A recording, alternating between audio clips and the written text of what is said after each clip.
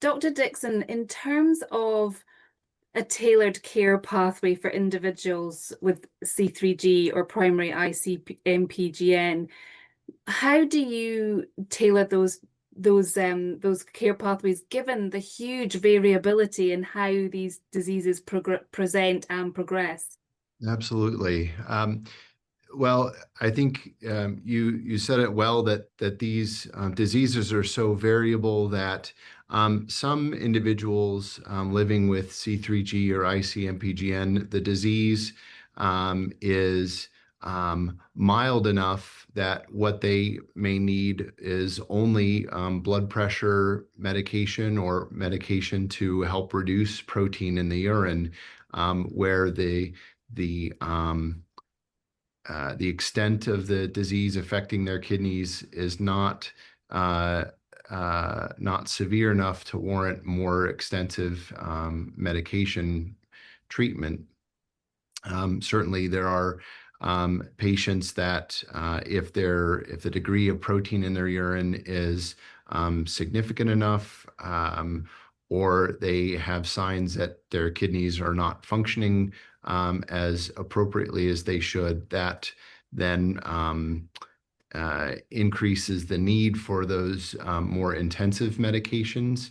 And currently, what we have available to us are what are called untargeted medications, or medications that are suppressing the immune system but don't get at the root cause of the C3 glomerulopathy and IC-MPGN.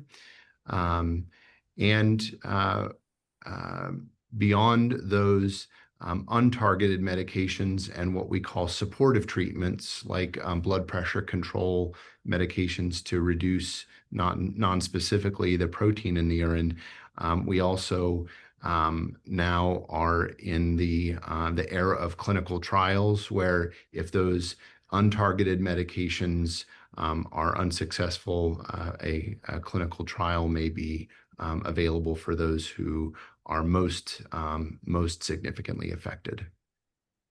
And just as a follow-up to that, what are complement inhibitors and how do they interact with glomerular disease? Yeah, so maybe to come back to the key cause of C3G and IC-MPGN, these are diseases that are caused by overactivation and inappropriate regulation of a part of the immune system called the complement system. And the complement system, when it is not properly regulated or when it's overactivated, can cause the deposition or cause fragments of complement proteins to get stuck in the glomeruli, get stuck in the kidney filters, causing that inflammation.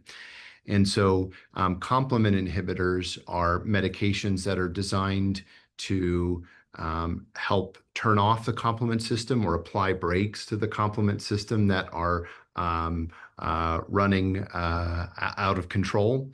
And those inhibitors are expected to be more targeted treatments for these diseases, since the key cause, the key biology of C3G and IC-MPGN is this complement overactivation. And Michelle, if we can come to you next, in terms of living with your condition, what are your kind of the biggest current unmet needs for you that you struggle with? Yeah, sure. I barely understand all of this, so I don't know that I had the courage earlier to say, but at the time that I was diagnosed with IC-MPGN, I was also diagnosed with a plasma cell malignancy. And so at the time, I think my physicians really focused on that. I went through many months worth of chemotherapy, which for a short period of time seemed to help my kidney function. But then once we reached the point where I couldn't really be on chemo any longer, the kidney function decreased again. And so for me, I think education is the one thing that I really struggle with, understanding if and how all of that interacts, and how do I, go about, how do I plan for my future, and what causes this, and what can I do for myself. So I think that education is a big thing. This is such a rare disease that's something that I struggle with. And then I do have um, good health insurance, and I'm blessed to be working with physicians that I really trust and feel comfortable with. But there is that aspect of, it's a lot of time away from work, attending doctor's appointments and having blood drawn and co-pays and deductibles and stuff. So that's another thing that I think that we struggle with when we're dealing with a disease like this. Absolutely. And Lexi, in terms of managing Colette's condition day to day, what kind of support, whether that's medical or emotional, has been really valuable to you? Well, where have you really managed to get your support in terms of managing her condition and family life? So day to day, we're getting into a routine. It's taken a few years. Getting a 6, 7, 8-year-old kid to take medications, twice a day, and certain medications, and making them understand the, importance of it, was a struggle at first. And it was a struggle getting into a routine, and the anxiety of, what if I forget her medicine, or what if something happens and somebody doesn't know, what to give her? What if I need to be gone? And so I feel very blessed that we have really great doctors that, with an email or a message in my chart, I typically will get an answer within 24 hours. And I know that one of the mistakes I made in the very beginning was being very open with everyone around us with what was going on, but that included Colette. And I grew up in a medical household, so we talked very openly about things, and I did not think to shield her from some of the scary parts. And she developed really severe anxiety. She went from being a very happy, carefree kid that would do anything, go anywhere, be very brave, to she has very, very bad anxiety now. And to the point she still doesn't sleep in her own bed again. She's afraid for us to go out of town. And I don't know if that stemmed from us being gone when she initially got sick. So we've been, we get really great support at the school. We live in a very small town, and so her teachers and the school counselor and everyone is very aware of her needs and very helpful, and is willing to do anything to help her. And that's helped. She sees the school counselor for the anxiety issues, and she's getting better with that. And I've learned, what to shield her from so she can live life as a normal kid, even though she has to take medications. And she's gotten more used to those type of things, but it's a lot of time away from home, and we have 4 other children, so a lot of time away from other kids. And it's hard to understand ourselves, besides it's just a kidney disease. So it's very hard for them to understand, why it requires so much time away. And our nephrologist is 5.5 hours away, one direction, and then we see another doctor that's 11 hours away the other direction. We live in a very rural area, so any doctor's appointments require a lot of time away from home. And so those are the struggles, is just being away from home, missing work, and hoping that your work is going to understand. Yeah. And I think that sort of adds to Michelle's comment about education. Nobody tells you how to deliver this information, how to talk about conditions with your children, with your family, and that, importance of delivering the right information at the right time, and even support in how to support your other children and as siblings. I think that's something that certainly we've seen in the last few years, is information about being a sibling, and talking to siblings, you know, from a parent perspective, that we're starting to see some resources and things coming through for that. And Becky perhaps will put some links in the chats to some of the organizations we've come across that can support siblings. But that education piece, I think, is really important. And you know, we're as a new parent, you're making it up as you go along anyway, and then you add in a complication like this, and you know, there's really nobody to guide your, you know, hold your hand and guide you through the process. And like you say, you're just hoping that you do all the right things at the right time. And Christina, you've kind of, if I could, real quick, yeah, I just wanted to kind of mention as well that to get customized care for whatever kidney disease you have.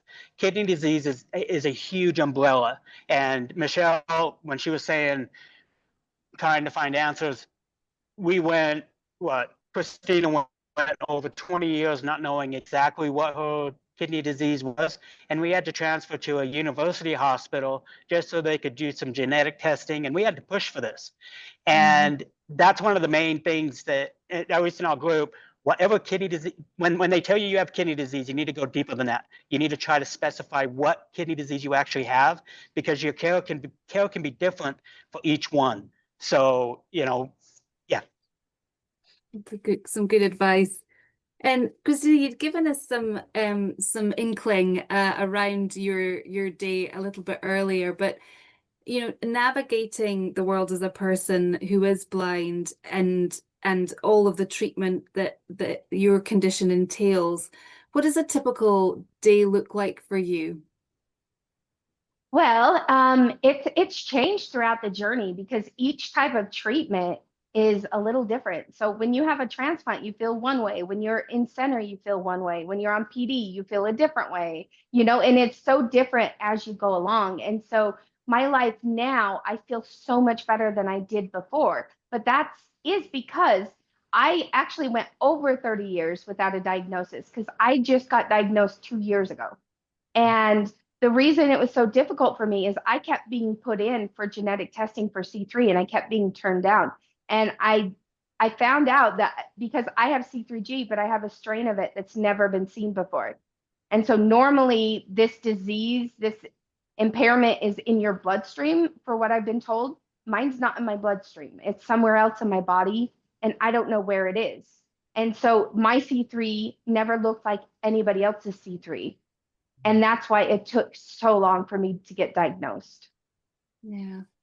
And Michael, you've kind of given us an inkling of what it's like to juggle and balance emotional support, practical responsibilities. But maybe you can add to that with maybe some insight into, you know, managing your role as care partner, but also as husband. You know, how do you find juggling those two things within the relationship? Maybe you can both input into that.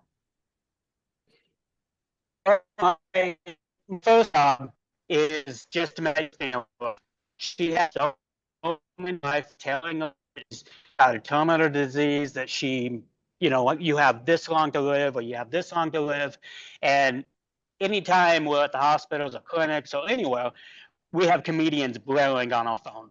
And it's just to keep us laughing. But the biggest advice I can give care partners, husbands, wives, kids is it does get easier. It gets easier throughout the process. And I know it's extremely overwhelming, especially on the home dialysis side of it, where at the very beginning, it's like overnight, it became the doctor, the nurse, the clinic. I run the entire machine, and it is a lot. You have alarms going, you have fluid you're having to do, you know, all of this stuff. And when in my group, I tell people, give it time, because when this stuff clicks, it just kind of clicks. And I honestly can't remember the last time we've had an alarm where we've had to end treatment, or an alarm that we couldn't address immediately. And you know, it's getting past. We always say how he is the only husband that can actually come in and be like, hey, I think you've gained some weight. Your dry weight needs to go up. And I'm not allowed to get mad at him because he says I've gained weight. And so there's a couple things that I had to get used to as a patient. One, you're putting your life in someone else's hands every single time. You are literally hoping they do every step they've been taught to do. But with that, I like to tell patients, I demand a little more out of us patients. We can't just go home and let our care partners do everything because we're exhausting them. And so we need to participate in our care. I can set up my machine. I'm legally blind. I can set it up. I can break it down. I can do all of it on my own if need be. I just can't read the machine. And so I tell everyone else, step up. Don't put your care partner through all this torture. Do whatever you can to help with it. Yeah, I think And it is a lot because I am taking my wife's life in my hands from time to week. Kind of like this morning at 4 a.m. I woke up, unhooked her, you know, did all the machine stuff, and then I got up and got ready for work. So I mean, it is a lot, but it is extremely doable. You just have to make a schedule and join a support group.